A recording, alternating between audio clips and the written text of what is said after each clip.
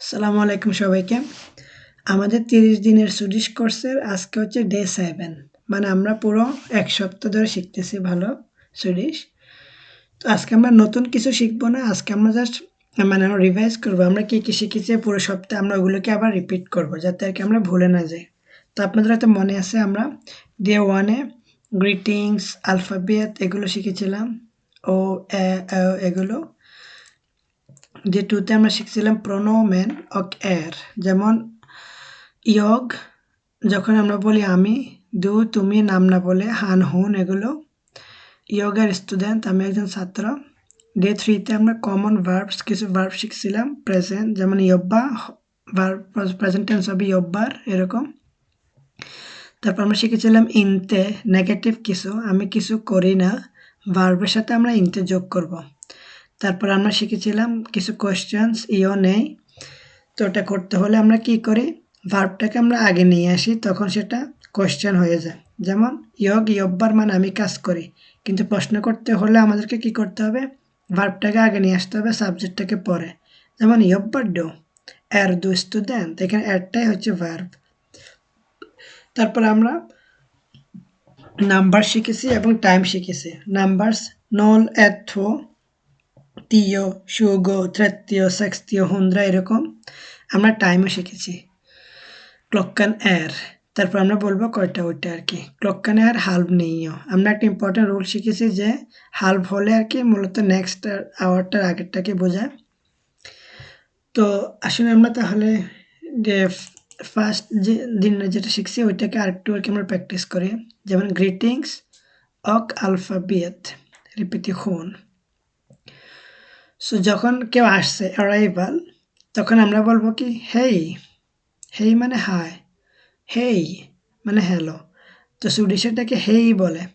আমরা একটা ইম্পর্টেন্ট জিনিসও শিখছি যে যেটাকে ওরা যে বলে না, আমরা ই উচ্চারণ করি একটা ইর মতো, যেমন হেই। হেই এখানে হেজ হবে না, এটা হবে হেই। কে চলে যাচ্ছে ডিপার্চার, তখন আমরা বলবো হেই দোয়া। থাক, থাক মানে থ্যাংক ইউ। তো ও হয়তো ওরা দেখা করছে একে অপরের সাথে, এই জন্য হেই হেই বলছে। বাট এখানে একজন আরেকজনের চলে যাচ্ছে, এই জন্য সে বলছে হেই দাও, ও বলছে থাক। ও হয়তো প্রেজেন্টটা পেয়েছে, এই জন্য ও থ্যাংক ইউ বলতেছে। আর কটি স্পেশাল স্টেভার আছে, স্পেশাল লেটার্স আছে সুইডিশে, যেটা ইংলিশের পরে আর কি এই তিনটা থাকে ওদের এক্সট্রা।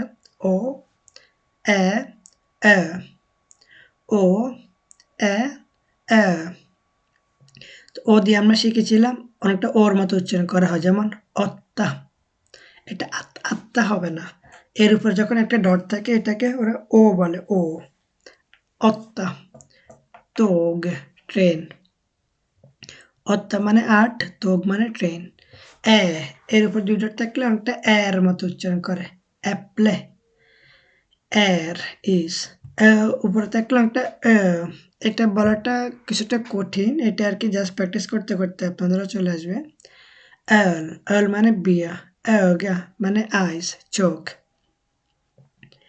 সো আপনারা এগুলোকে আগে একটু খুব বেশি বেশি করে উচ্চারণ করবেন, তাহলে আর কি শর্ট এটা মুখস্থ হয়ে যাবে এক্স্যাক্টলি কিভাবে উচ্চারণ করা হয়। ও, এ, এ। আচ্ছা, সেকেন্ড পার্টে আমরা শিখেছিলাম প্রোনোমেন অক এর, এটা রিপিটিশন আজকে আমরা করব। আমি যদি আমাকে বলি আমরা বলবো ইয়গ, তোমাকে দু, সে যখন পুরুষ বোঝায় হান, সে তখন মহিলা বোঝায় হুন, আমরা যখন ভি, তোমরা আমরা পয়েন্ট করতেছি তোমরা, নি, তারা, দোম। সো আমি আরেকবার বলে যাই, ইয়ক, দু, হান, হুন, ভি, নি, দোম। ভার্বাত হচ্ছে এর। এরটাকে আমরা শিখেছিলাম যে ইংলিশে আমরা যেমন এম, ইজ, আর এগুলোকে আলাদা করতে হয়, কিন্তু সুইডিশের ক্ষেত্রে শুধু একটা দিয়ে ওরা চেঞ্জ করে, ওরা আর কি একটা ইউজ করে আর কোনো চেঞ্জ করে না, সাবজেক্টের সাথে এর যুক্ত হয়। যেমন সাবজেক্ট প্লাস এর, তারপর ইনফরমেশন। যেমন ইয়গ এর স্টুডেন্ট, আমি একজন স্টুডেন্ট, এখানে আই এম, এম এর ক্ষেত্রে এর হয়েছে। We are from Sweden, we are এখানে কিন্তু সুইডিশের ক্ষেত্রে এরই হবে স্টিল, কোনো চেঞ্জ হবে না। এটাই বলছে আর কি, সাবজেক্ট প্লাস এর, নো চেঞ্জ। হান এর লেয়ারার, হি ইজ এ টিচার, এখানে ইজ, এখানে আর, এখানে এম, কিন্তু তিনটা ক্ষেত্রে এর যুক্ত হয়েছে, এর এর এর এরকম। তো আজকে এতটুকুই থাকবে, আপনারা প্র্যাকটিস করুন। আমরা ডে 7-এ আর কি আরও আর কি আমাদের পুরো সপ্তাহে যে জিনিসগুলো প্র্যাকটিস করছি সেগুলো আরও শিখব। সবাই ভালো থাকবেন, আসসালামু আলাইকুম।